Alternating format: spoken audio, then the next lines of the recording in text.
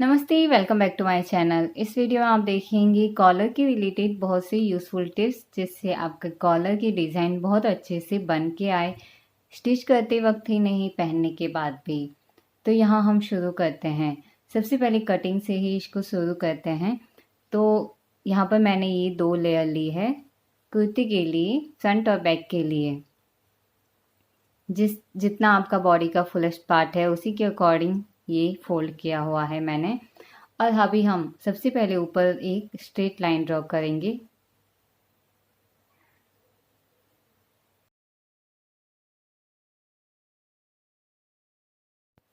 उसके बाद जितना आपका शोल्डर है उसका आधा करके उसमें आधा इंच ऐड करना है। ये सबसे इम्पोर्टेंट बात यही है शुरू करते वक्त।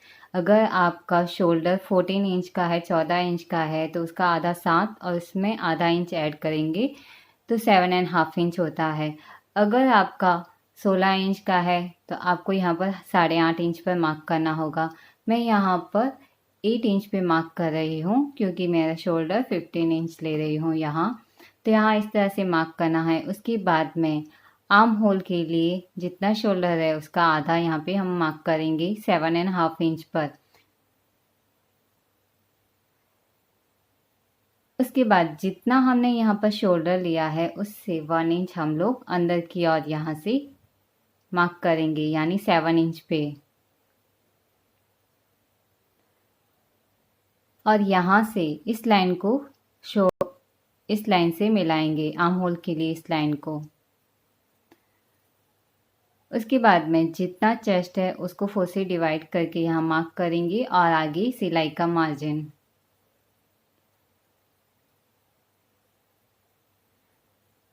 और हमारा फ्रंट और बैक का आर्म होल ड्रॉ करेंगे। यहाँ पर ये दूसरा टिप ये है कि अगर आपने आर्म होल छोटा ले लिया तो भी आपका कॉलर खींचेगा, तो आपको आर्म होल अपने अकॉर्डिंग एग्जैक्ट लेना होगा, उसी के हिसाब से। अभी हमें लेनी है नेक की विड्थ। तो अगर आपकी साइज़ 30 से ऊपर है तो आप यहाँ पर 2.5 इंच लीजिए नेक की विड्थ। अगर 30 है या उससे कम रहता है तो आप यहाँ 2.25 इंच ही लीजिए, जिससे ये कॉलर आपके नेक पे एग्जैक्ट रहे। तो यहाँ पर हम लोग 2.5 इंच पे मार्क करेंगे और नेक की विड्थ 3 इंच पे आधा इंच यहाँ पर शोल्डर जॉइनिंग में चला जाएगा। और ये बॉक्स बना के हमें ये शेप देना है। तो यहाँ पर 3 टिप्स हुए। उसके बाद में शोल्डर डाउन करते हैं। तो कॉलर में जब शोल्डर डाउन करते हैं तो आप उसमें 0.75 इंच या फिर 1 इंच शोल्डर डाउन कीजिए, जिससे आपका जो शोल्डर है वो एग्जैक्ट आपकी बॉडी से यहाँ पर टच रहेगा। तो मैं यहाँ पर 0.75 इंच पर मार्क करती हूँ और इस तरह से शोल्डर डाउन करेंगे आर्म होल पर। यहाँ शोल्डर डाउन करने के बाद आपको आर्म होल चेक करना है, आपका आर्म होल ज़्यादा कम या ज़्यादा तो नहीं हो गया है। अगर कम हो गया है तो आपको उसको बढ़ाना होगा, और अगर ज़्यादा है तो उसे कम कीजिए, क्योंकि अगर आर्म होल कम हो गया तो उससे भी हमारी कॉलर में खिंचाव रहता है, यहाँ शोल्डर और इस पार्ट में खिंचाव रहेगा। उसके बाद हमें नॉर्मल जो प्रोसीजर होता है कुर्ती के लिए वो फॉलो करना है। सारा ये ऊपर का पार्ट ही हमें ध्यान रखना बहुत ज़रूरी है कॉलर के लिए। तो अभी हम बैक पोर्शन के अकॉर्डिंग इसे कट करेंगे। बैक के पोर्शन में आप या तो चाहें तो 1 इंच का नेक रख सकते हैं, या फिर जैसे ये स्ट्रेट लाइन कट की है वैसे भी रख सकते हैं। तो इस तरह से बैक का पोर्शन हम यहाँ से निकाल देंगे।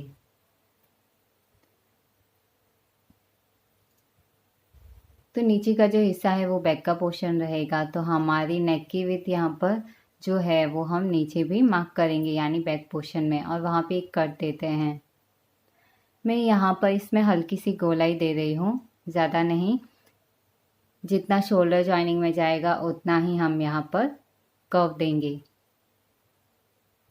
तो ये हमारा बैक पोर्शन हो गया है और यहाँ से हम बैक पोर्शन हटा देते हैं। और फ्रंट के लिए फ्रंट का आर्म होल और फ्रंट का नेक हमें कट करना है। इस तरह से ये फ्रंट का आर्म होल और नेक में कट कर चुकी हूँ। और ये हमारा एक ही साइड से दोनों हिस्से निकल जाएंगे, फ्रंट और बैक के पोर्शन। अभी लेना है ये कैनवास की स्ट्रिप, ये फोल्डेड है और इसकी लंबाई 8.5 इंच है और यहाँ पर मैंने 1 इंच इसकी चौड़ाई ली है। यहाँ फोल्डेड भाग से नीचे एक थोड़ा सा हम आधा इंच पे इस मार्क करेंगे और दूसरी साइड से ये फोल्डेड भाग से ही इसको थोड़ा सा ट्रिम करना है और ये इस तरह से रहेगा और इसे फैब्रिक पे अटैच करना है। यहाँ मैं फैब्रिक पे अटैच कर चुकी हूँ और चारों ओर हमें फोल्ड करके सिलाई लेनी है। यहाँ पर ये फोल्ड होने के बाद इसे कुर्ती की राइट साइड में हमें प्लेस करना है सेंटर में और कैनवास के पास पास में सिलाई लेनी है।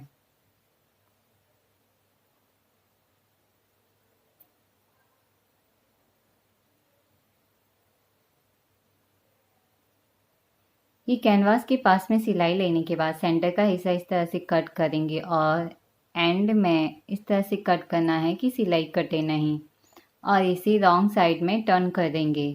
रॉन्ग साइड में टर्न करने के बाद इस तरह यहाँ पर हम रॉन्ग साइड में ही इस पट्टी के पास में एक सिलाई लेंगे जिससे यहाँ पर ये स्टिफ हो जाए।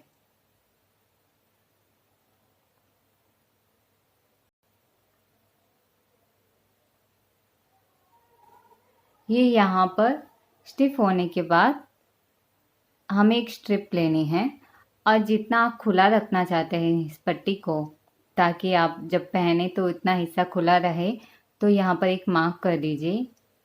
ये मार्क करने के बाद नीचे का जो हिस्सा है वहाँ पर हमें एक पट्टी लेनी है, इस तरह से फोल्ड करके यहाँ पर नीचे हम इसकी अटैच करेंगे। ये पट्टी यहाँ पर हुक्स एंड आइज के लिए है। आप यहाँ कॉलर में अलग अलग तरीके से ये हिस्सा बना सकते हैं, प्लेकेट भी डाल सकते हैं या इस तरह से ले सकते हैं। पाइपिंग वगैरह अलग अलग प्रोसीजर से आप इसे कर सकते हैं। ये जो हिस्सा खुला रहेगा जिससे आप इससे कॉलर वाली कुर्ती को इजीली वेयर कर सकते हैं क्योंकि यहाँ पर इसका नेक और बहुत ही छोटे हैं।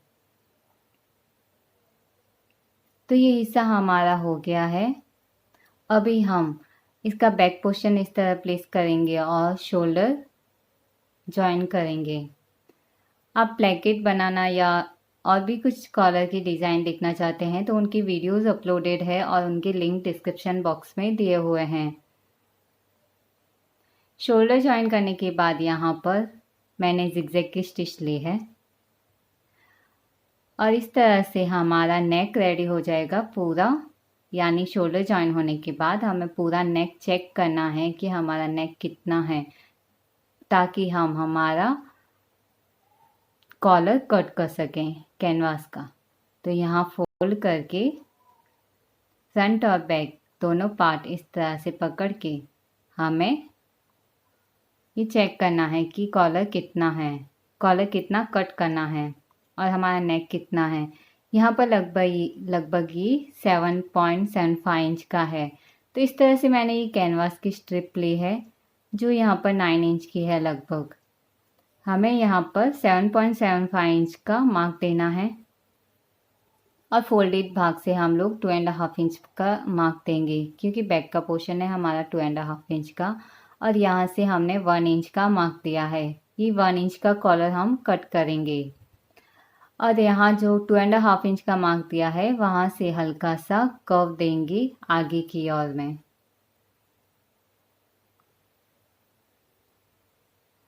और जहाँ से हमने ये कर्व देना शुरू किया है, हल्की सी गोलाई दी है, वहाँ से वापस 1 इंच का आगे आगे मार्क देंगे।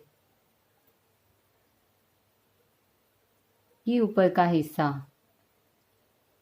और अभी यहाँ पर नीचे से चेक करेंगे कि ये कितना है और हमें चाहिए 7.75 इंच। तो यहाँ पे मार्क करेंगे और यहाँ से एक हल्की सी गोलाई देंगे।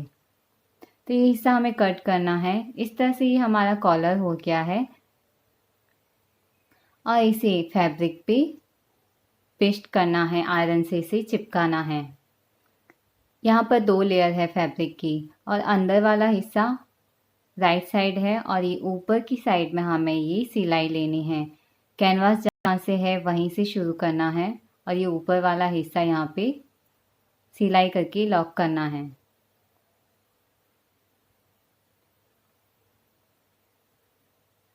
और ऊपर यहाँ पर एक्स्ट्रा मार्जिन उसे कट कर देंगे और नोचेस देने हैं यहाँ, जो मैं दे चुकी हूँ। और इसे राइट साइड में टर्न करेंगे।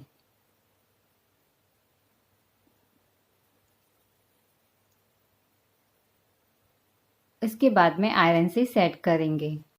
यहाँ पर ये कॉलर रेडी है। अभी हमें नेक पे इसे अटैच करना है। तो यहाँ पर देखिए, कई बार कॉलर आप जब नेक से अटैच करते हैं तो कॉलर ज़्यादा हो जाता है या कम हो जाता है। तो आप एक और ट्रिक यहाँ पे यूज़ कर सकते हैं कि यहाँ पर जो नेक का हिस्सा है, यहाँ ये उरेब का होता है जहाँ गोलाई आ जाती है हल्की सी। तो आप यहाँ पर नेक पे एक सिंगल सिलाई लीजिए जिससे ये हिस्सा लॉक हो जाए। और आप जब यहाँ ये कॉलर अटैच करेंगे तो वो एग्जैक्ट रहेगा। तो ये सिलाई पूरे हमने नेक पे ली है कॉलर अटैच करने से पहले। और अभी हम कॉलर अटैच करेंगे। तो कॉलर अटैच करने से पहले कॉलर को यहाँ सेंटराइज करते हैं और इसका ये सेंटर का हिस्सा वहाँ पे एक मार्क देंगे। और हमारा बैक का जो नेक है उसको भी इस तरह से फोल्ड करके इसका सेंटर का हिस्सा है वहाँ पे एक मार्क देंगे या फिर कट दे दीजिए यहाँ एक। अभी राइट साइड में इस तरह से हमें कॉलर को प्लेस करना है और कैनवास के पास पास में सिलाई लेंगे।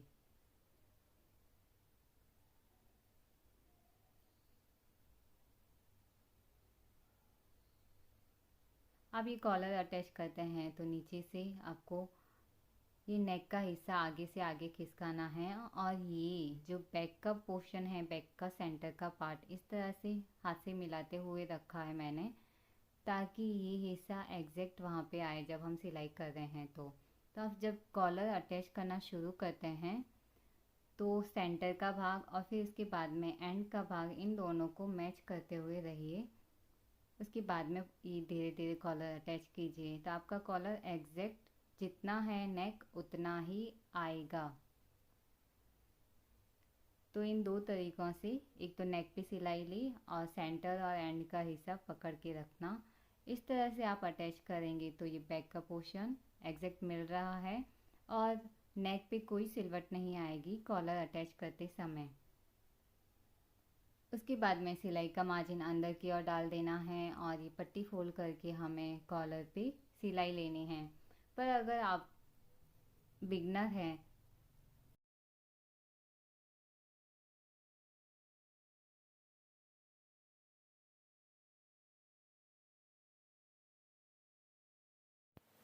तो आप यहाँ पर सिलाई ना लेके तुरपाई भी कर सकते हैं, उससे भी आपको आसानी रहेगी। या फिर कच्चा करके फिर इसकी सिलाई लीजिए जिससे कॉलर बहुत अच्छे से सेट हो जाएगा।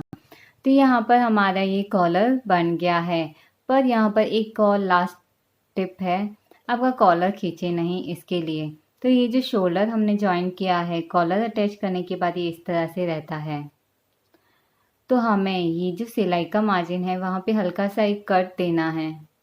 ये हमारा शोल्डर जॉइन किया हुआ और यहाँ देखिए इस तरह से बैठ जाता है। तो आप एक हल्का सा कट दीजिए सिलाई की मार्जिन पे, ऐसा नहीं सिलाई पे कट आ जाए। और इस तरह से हल्का सा कट देके ये अलग हो जाएगा हिस्सा, इससे भी आपका कॉलर खिंचता नहीं है। तो बहुत सारी बातें हैं जिससे आपको कॉलर में ध्यान रखनी चाहिए कॉलर बनाते वक्त। तो आपका कॉलर बहुत अच्छे से बन के आएगा। फिर भी अगर आपको कोई सवाल है तो आप कमेंट करके बताइए। ये वीडियो आपको कैसा लगा है प्लीज़ कमेंट कीजिए, लाइक ज़रूर कीजिए और सब्सक्राइब कीजिए आगे और वीडियोस देखने के लिए। आरी और एम्ब्रॉयडरी के वीडियोस देखना चाहते हैं तो उसका नया चैनल है, आप वहाँ पे वो डिज़ाइंस देख सकते हैं, ट्यूटोरियल्स देख सकते हैं। Thank you so much for watching. Bye bye.